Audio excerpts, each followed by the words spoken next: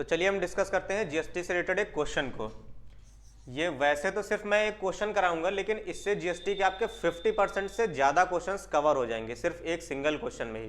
कैसे करते हैं, इस क्वेश्चन को करने का तरीका याद रखिएगा। आपने बहुत कम जगह ऐसा तरीका देखा होगा। ये मेरा खुद का एक्सक्लूसिव तरीका है कि कैसे जीएसटी के क्वेश्चंस को हमें हैंडल करना होता है चेन बेस से। बुक्स में आप इस तरह के क्वेश्चंस का सोल्यूशन नहीं देखेंगे, या बहुत कम अदर सोर्सेज में आपको इस तरह का सोल्यूशन देखने को मिलेगा। मान लीजिए कि कोई एक मैन्युफैक्चरर है, हमेशा कोई भी क्वेश्चन पढ़िएगा उसमें चेन बनाने की कोशिश करिएगा कि चेन कैसी बनती है। मान लिया कि हमने कोई मैन्युफैक्चरर है, इसने कोई प्रोडक्ट बनाया होगा, उस प्रोडक्ट को बनाने के बाद उस पर इसने कोई स्लिप लगाई होगी एमआरपी की। तो मान लिया इस मैन्युफैक्चरर ने किसी प्रोडक्ट को बनाया और उस पर जो एमआरपी है वो 100 रुपये प्रिंट कर दिया। तो एमआरपी हमेशा जो चेन का पहला मेंबर हो उसके ऊपर लिखिएगा, हमेशा ये याद रखिएगा। फिर इस मैन्युफैक्चरर ने उस प्रोडक्ट को सेल किया होगा किसी होलसेलर को, फिर होलसेलर ने इस प्रोडक्ट को सेल किया होगा किसी रिटेलर को, इसने किसी को सेल किया होगा किसी एक रिटेलर को, रिटेलर ने इस प्रोडक्ट को सेल किया होगा किसी शॉपकीपर को, और शॉपकीपर ने बदले में इसको सेल किया होगा किसी कंज्यूमर को। तो ये आपकी एक चेन बन गई।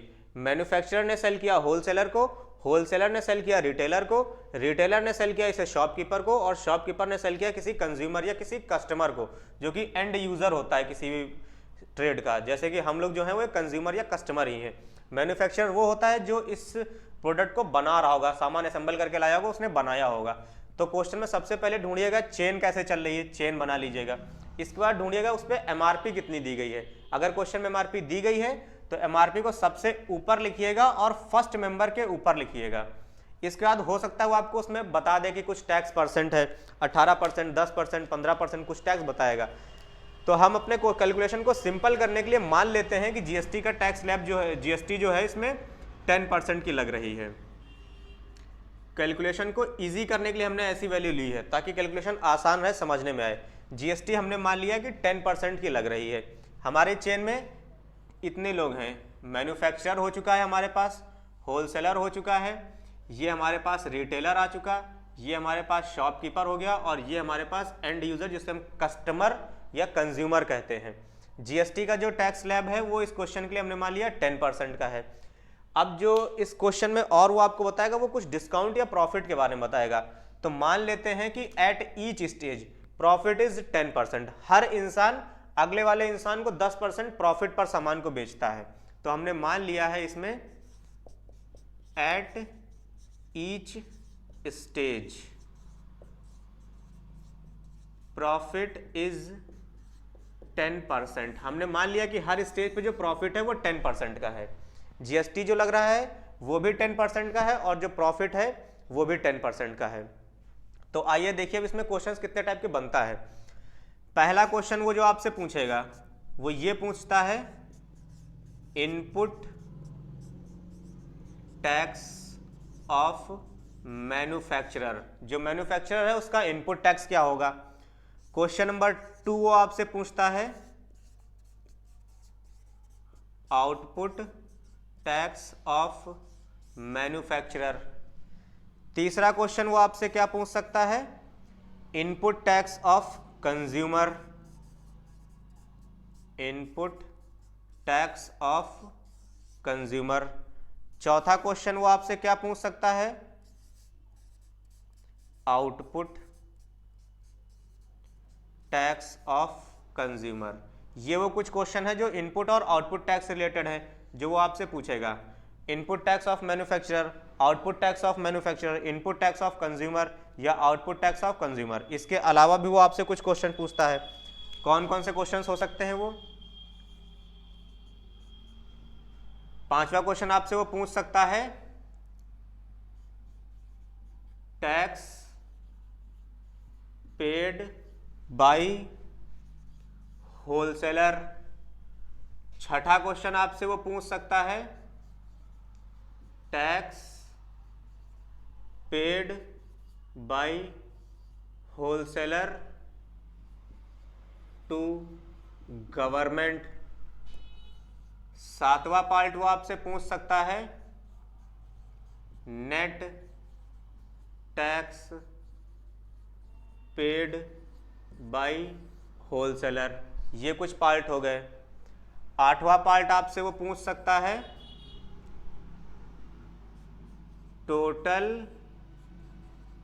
टैक्स रिसीव्ड बाई गवर्नमेंट, और एक 9th पार्ट वो आपसे पूछ सकता है total price paid by consumer. Consumer यानी कि जो लास्ट पर्सन है उसने टोटल प्राइस कितना पे किया गया होगा। इस चेन बेस्ड क्वेश्चन में आपसे वो इस 9 तरह के क्वेश्चंस को पूछता है। पहला क्वेश्चन इनपुट टैक्स रिलेटेड या आउटपुट टैक्स रिलेटेड पूछ सकता है, या फिर आपसे वो ये पूछ सकता है टैक्स पेड बाय होलसेलर या tax paid by wholesaler to government या net tax paid by wholesaler. तो आइए अब हम एक एक करके इनके सॉल्यूशंस को देखते हैं कैसे ये क्वेश्चंस को सॉल्व किया जाएगा।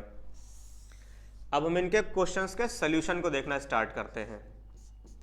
जैसे पहले क्वेश्चन का सॉल्यूशन हम देखते हैं। पहले क्वेश्चन में वो क्या कह रहा है, इनपुट टैक्स ऑफ मैन्युफैक्चरर। इस वर्ड को गौर करिएगा, ये क्या लिखा है, इनपुट टैक्स। इनपुट टैक्स याद रखिएगा हमेशा कॉस्ट प्राइस पर लगता है। इनपुट टैक्स हमेशा ही कॉस्ट प्राइस पर लगेगा, ये याद रखिएगा बस।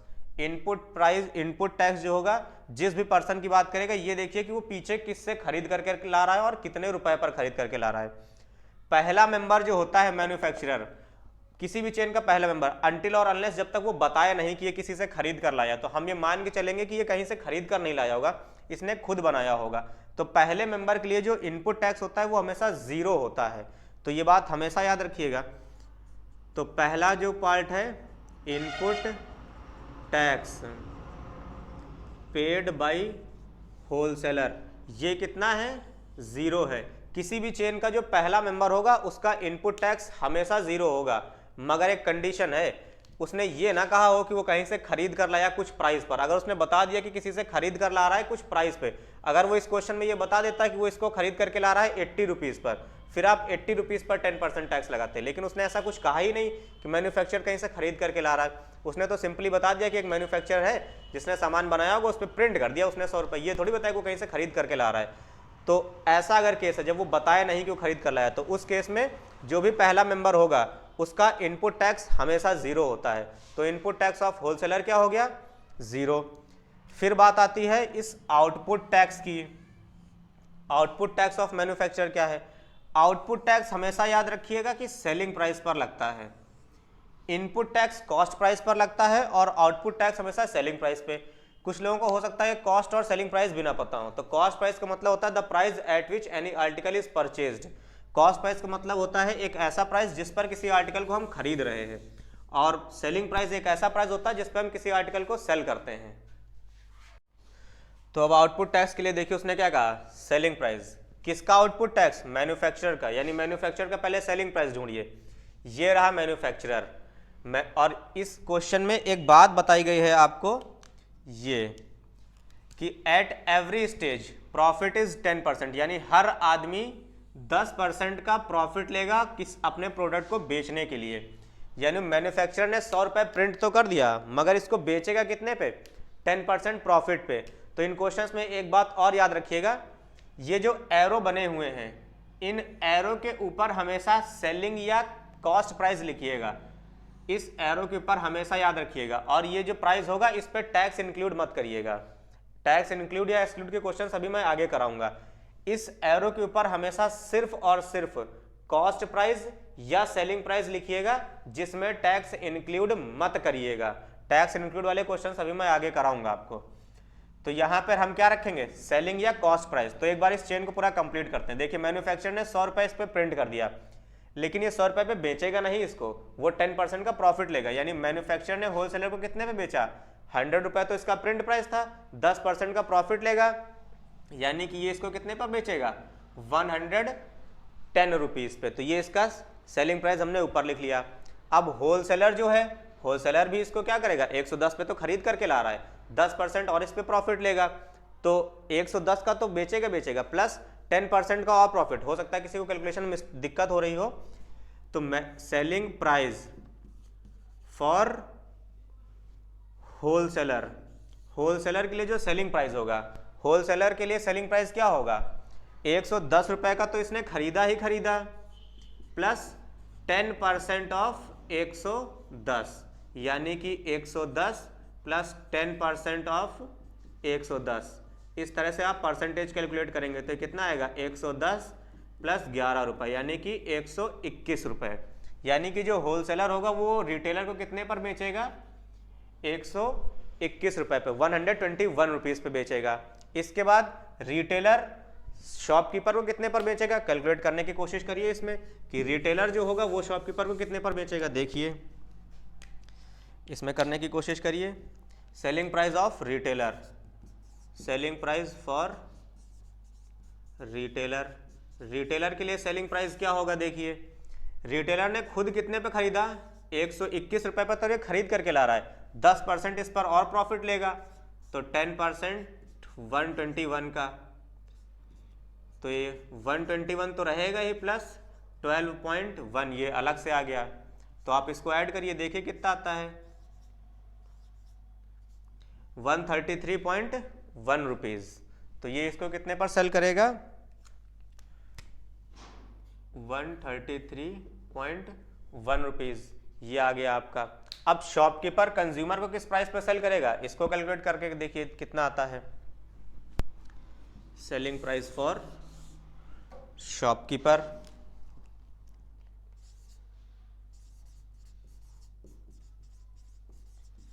शॉपकीपर देखिए इसको कितने पे बेचेगा, शॉपकीपर खरीद कर कितने पे लाया, 133 रुपीज़, 133.1 रुपीज़ पर तो इसने खरीदा। अब इस पर ये लगाएगा टैक्स 10% का, 1331। तो आप जरा इसका कैलकुलेशन करिए और बताइए कितना आएगा।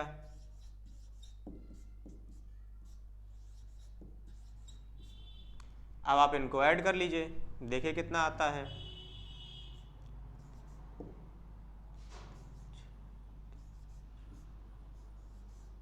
ये आएगा 146.41 रुपीज़। तो शॉपकीपर ने कंज्यूमर को कितने पर सेल किया होगा, 146.41, इतने रुपए पे, 146.41 रुपीज़ पे शॉपकीपर ने सेल किया होगा कंज्यूमर को, यानी शॉपकीपर ने जितने पर बेचा होगा कंज्यूमर ने उतने पे खरीदा होगा। तो ये आपकी चेन कंप्लीट हो गई। किसी भी चेन वाले क्वेश्चन में सबसे पहले आप इस चेन को कंप्लीट कर लीजिएगा, एमआरपी के ऊपर और इस एरो के ऊपर इसकी सेलिंग या कॉस्ट प्राइस लिखिएगा, टैक्स इंक्लूड नहीं होना चाहिए उस पर। अब इसके बाद हम इन क्वेश्चंस को करने की कोशिश करते हैं आगे के। देखिए तो सेकंड क्वेश्चन में देखिए वो क्या कह रहा है, आउटपुट टैक्स ऑफ मैन्युफैक्चर, यानी मैन्युफैक्चर का आउटपुट टैक्स क्या होगा। आउटपुट टैक्स मैंने बताया किस पे कैलकुलेट होता है, हमेशा सेलिंग प्राइस पे। Output tax is always calculated on the selling price. तो मैन्युफैक्चर का सेलिंग प्राइस देखिए क्या है, 110 रुपीज। मैन्युफैक्चरर का जो सेलिंग प्राइस है वो 110 रुपीज है। तो output tax of manufacturer, output tax of manufacturer क्या होगा, tax percent of selling price. Tax percent कितना है आपके पास, 10% का। सेलिंग प्राइस आपका कितना है, 110 रुपीज, कट गया, कितना आया आपका 11 रुपीज। यानी कि जो 11 रुपीज है ये आपका क्या है, आउटपुट टैक्स है, किसका, मैन्युफैक्चरर का। तो output tax of the manufacturer आपका कितना निकला, 11 रुपीज निकला। तो ये रहा आपका सेकंड पार्ट। बस याद रखिएगा कि आउटपुट टैक्स हमेशा सेलिंग प्राइस पर लगता है, इनपुट टैक्स हमेशा कॉस्ट प्राइस पर लगता है। तीसरा पार्ट करने की कोशिश करिए जरा आप लोग, अब तो कर लेंगे इसको। तीसरे पार्ट को देखिए जरा करने की। तीसरे पार्ट में क्या कहा गया, input tax of C. C का इनपुट टैक्स, सी का मतलब कौन, कंज्यूमर। कंज्यूमर का इनपुट टैक्स, इनपुट टैक्स किस पर लगेगा, कॉस्ट प्राइस पे। तो input tax of C calculate करने की कोशिश करिए। देखिए input tax of C, consumer का इनपुट टैक्स किस पर लगता है, कंज्यूमर का input tax, tax percent of cost price. Input tax जब भी वो कहेगा तो ये किस पे लगेगा, tax percent of cost price. Cost price पर ही टैक्स परसेंट लगाएंगे आप जब भी वो कहेगा इनपुट टैक्स। किसका इन कॉस्ट प्राइस, कंज्यूमर की बात करा तो कंज्यूमर का देखिए कितने पर खरीद करके लाया है, और टैक्स कितना है, टैक्स कितना है आपका 10%, यानी 10/100। कितने रुपए पे खरीद करके लाया है, 146.41। इसको सॉल्व करेंगे आप, ये डेसिमल से ये डेसिमल हट गया, तो आप जब इसको सॉल्व करेंगे तो 114.641 ये आपका आंसर आ जाएगा। और इसमें सब में आप रुपीज़ का साइन लगा लिया करिएगा, रुपीज़ का साइन लगाना इंपॉर्टेंट होता है। मैथ्स में कोई भी आंसर बिना यूनिट का नहीं छोड़ना चाहिए। तो इनपुट टैक्स ऑफ कंज्यूमर की बात करें तो इनपुट टैक्स ऑफ कंज्यूमर कितना आएगा, 14.641 रुपीज़, या आप इसको राउंड ऑफ में 14.64 रुपीज़ भी कह सकते हैं। ये आपका आ गया third part, input tax of consumer. Consumer का इनपुट टैक्स कितना आ जाएगा, टैक्स परसेंट ऑफ सीपी लगा दीजिए, ये आ गया। इस चौथे पार्ट को सॉल्व करने की कोशिश करिए, मैं आपको टाइम देता हूं, सॉल्व करिए और इसका आंसर कमेंट बॉक्स में नीचे बताइए चौथे पार्ट का आंसर क्या आएगा।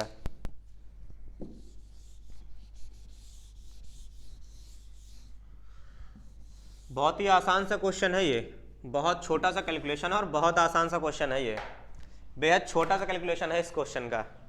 Output tax of consumer, consumer का आउटपुट टैक्स क्या होता है, उम्मीद करते हैं काफी लोगों का क्वेश्चन ये सॉल्व हो गया होगा। Output tax of consumer, output tax calculate किस पर होता है,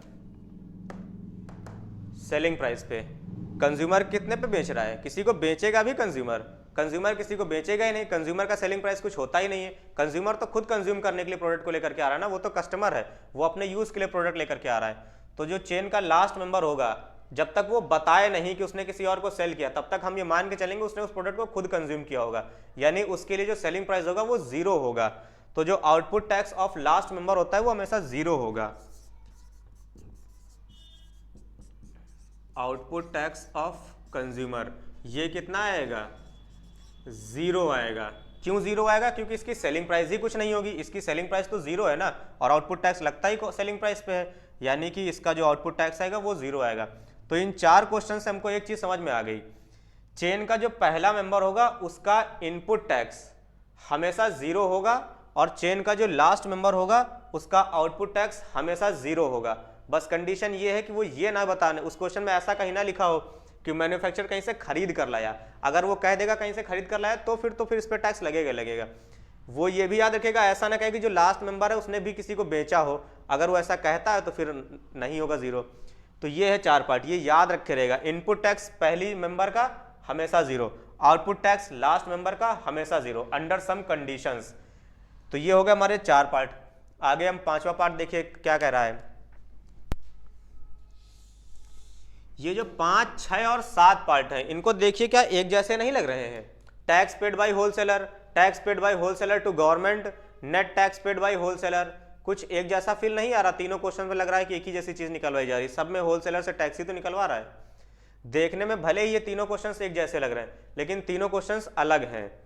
यहां पर देखिए वो क्या कह रहा है, tax paid by wholesaler, wholesaler ने कितना टैक्स पे किया, ये याद रखिएगा। टैक्स पेड बाय होलसेलर वो क्या कह रहा है, तो tax paid by wholesaler, wholesaler कहां पर रहा, ये, इसने कितना टैक्स पे किया होगा।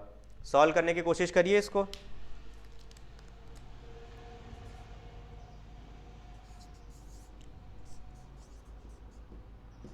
टैक्स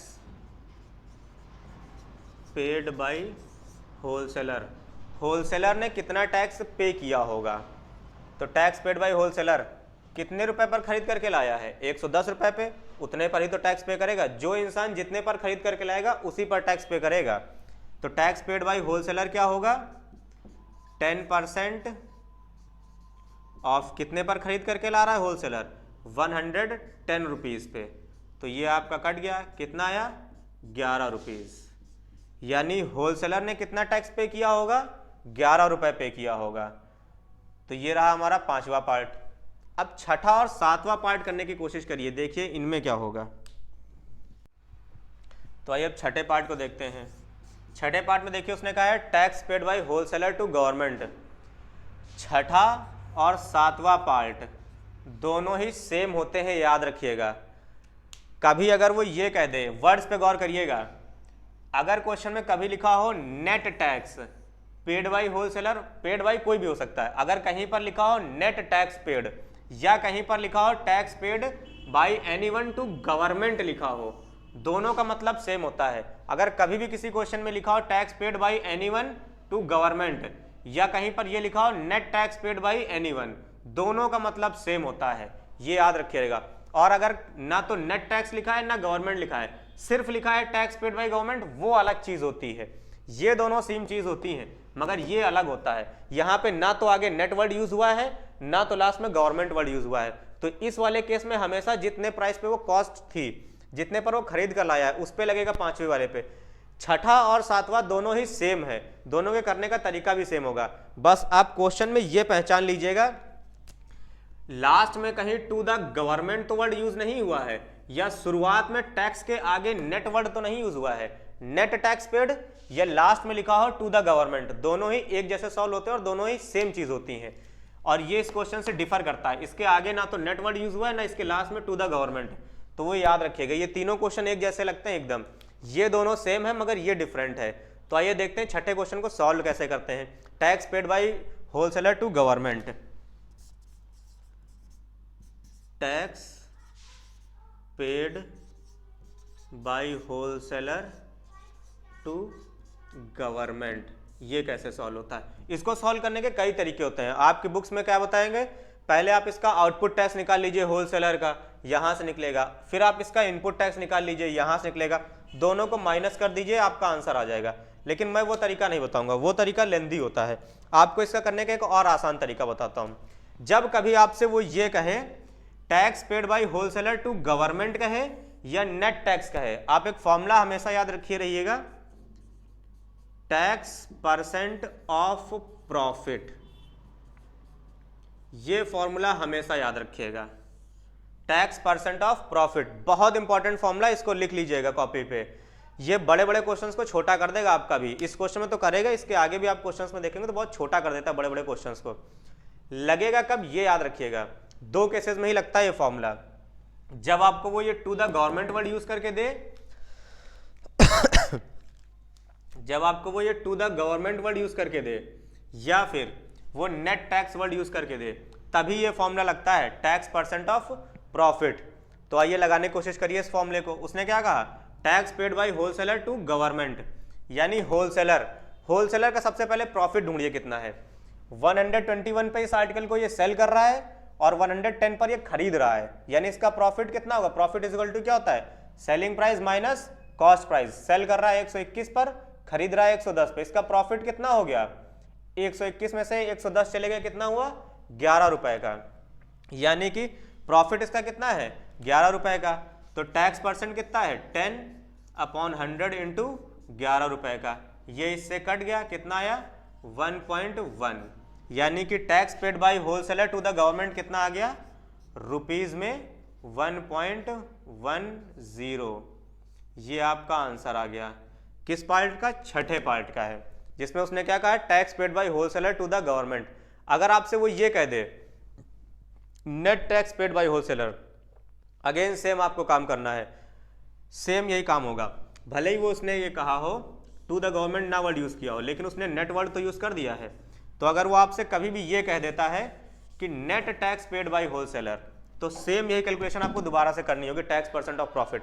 कभी भी क्वेश्चन में नेट वर्ड यूज हुआ हो या लास्ट में टू द गवर्नमेंट, आपका फॉर्मूला यही लगेगा, टैक्स परसेंट ऑफ प्रॉफिट। तो सातवें का भी यही सेम सोल्यूशन होगा। सातवां क्वेश्चन क्या कह रहा है आपसे, net tax paid by wholesaler, wholesaler कितना टैक्स पे करेगा, सेम यही formula, tax percent of profit, profit कितना है होलसेलर का 121 में से 110 चला गया 11 रुपए का, आपने निकाल लिया तो आपका ये आ गया रुपीज 1.10। तो ये दोनों पार्ट को सबसे ज्यादा गौर करिए रहेगा, इन्हीं दोनों में कैलकुलेशन, मतलब इन्हीं दोनों में मिस्टेक होती है, कंफ्यूजन होता है। ये दोनों सेम चीजें और ये डिफरेंट है, यहाँ पे ना तो नेट वर्ड यूज हुआ है ना लास्ट में टू द गवर्नमेंट। नेट या टू द गवर्नमेंट में ये फॉर्मूला याद रखे रहेगा, बहुत काम का फॉर्मूला है ये, टैक्स परसेंट ऑफ प्रॉफिट। बड़े बड़े क्वेश्चंस को छोटा कर देगा। आपकी बुक्स में कैसे कराया गया होगा, आउटपुट टैक्स निकाला होगा, इनपुट निकाला होगा, दोनों को माइनस किया होगा, कैलकुलेशन है वहां पे, टाइम वेस्ट होगा आपका, ये डायरेक्ट फॉर्मूला। मगर जब पेपर में सॉल्व करिएगा तो ये फॉर्मूला लिख जरूर दीजिएगा, ऐसा ना हो कि डायरेक्ट ये लगा दीजिएगा, एग्जामिनर को पता ही ना चलेगा आपने कर क्या रखा है यहाँ पे, उसको बताइए कि टैक्स परसेंट ऑफ प्रॉफिट हमने ये फॉर्मूला लगाया है यहाँ पे। तो ये हो गया आपका सातवां पार्ट। आठवां पार्ट को लगाने की कोशिश करिए, चलिए।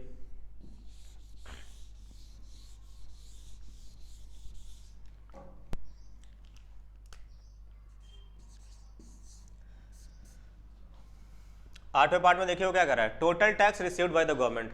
गवर्नमेंट ने टोटल टैक्स कितना रिसीव किया होगा, total tax received by government. Government ने टोटल टैक्स कितना रिसीव किया होगा। कभी भी इस तरह का क्वेश्चन पूछे कि टोटल टैक्स गवर्नमेंट को कितना मिला होगा, तो टोटल टैक्स गवर्नमेंट को कौन देगा, लास्ट वाला मेंबर जो प्रोडक्ट को यूज करेगा। इनमें से कोई भी आदमी टैक्स जो दे रहा होगा वो अपनी जेब से नहीं देगा, वो सारा का सारा पैसा वसूला जाएगा लास्ट कंज्यूमर से, जो लास्ट कस्टमर होगा। प्रोडक्ट तो उसी को यूज करना है ना। होलसेलर, रिटेलर या शॉपकीपर, ये तीनों ही या मैन्युफैक्चरर अपने यूज के लिए प्रोडक्ट नहीं बना रहे हैं, ये प्रोडक्ट यूज करने कौन जा रहा है, कंज्यूमर। तो लास्ट में कंज्यूमर है ना, तो ये सारा का सारा टैक्स जो होगा वो लास्ट पर्सन कंज्यूमर देगा। तो कभी भी पूछे total tax received by government, ये हमेशा किसके बराबर होगा, tax given by consumer, tax given by consumer. Consumer ने जो भी टैक्स दिया होगा ये हमेशा बराबर होता है total tax received by the government. तो कंज्यूमर कितने पर टैक्स देगा, जितना इसका कॉस्ट प्राइस है 146.41 रुपीज़, तो लगा दीजिए इस पे और देखिए कितना आता है। टैक्स परसेंट कितना है आपका 10% का, कितने रुपीज़ पे 146.41, ये आपका कटा, कितना आंसर आया 14.46, ये आपका आंसर आ गया। इतने रुपए, ये क्या है, total tax received by the government, rupees आगे लिख दीजिएगा। तो ये आपका आ गया 14.46 रुपीज़, ये वो टोटल टैक्स है जो गवर्नमेंट को मिलेगा। और ये पूरा का पूरा पैसा कौन देगा, कंज्यूमर देगा, क्योंकि वही तो लास्ट पर्सन है जो इस प्रोडक्ट को यूज करने जा रहा है। आइए फिर आगे इसके कुछ क्वेश्चंस देखते हैं।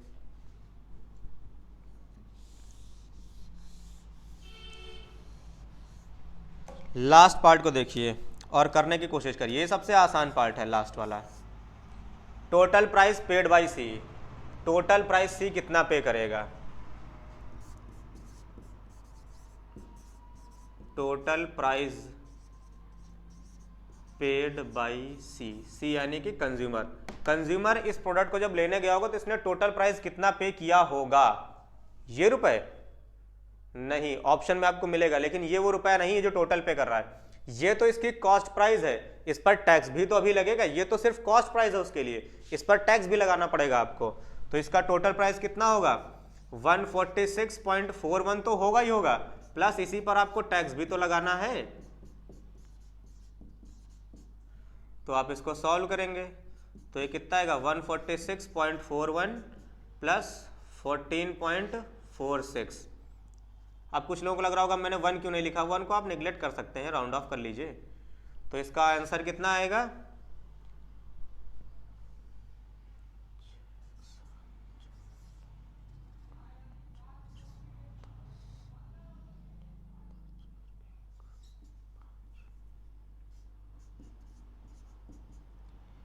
150.87, ये आपका आंसर आ गया 150.87।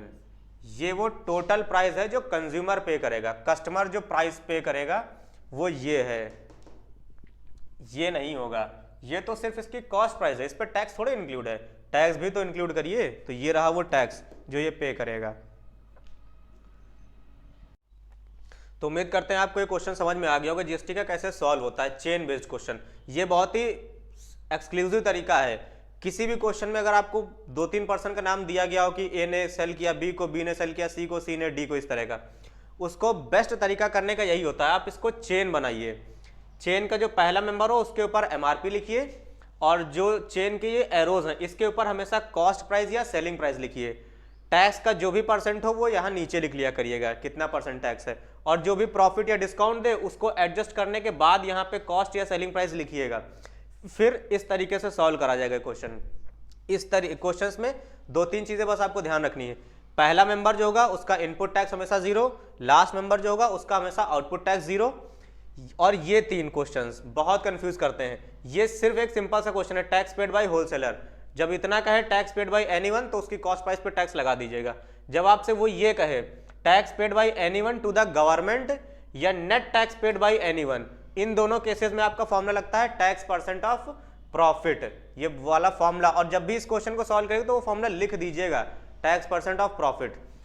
तो उम्मीद करते हैं आपको ये 9 के 9 पार्ट समझ में आए होंगे। अगर आपको इनमें से कोई भी डाउट हो तो आप नीचे कमेंट बॉक्स में बताइएगा, मैं उसको डाउट को क्लियर करने के नेक्स्ट वीडियो में कोशिश करूंगा।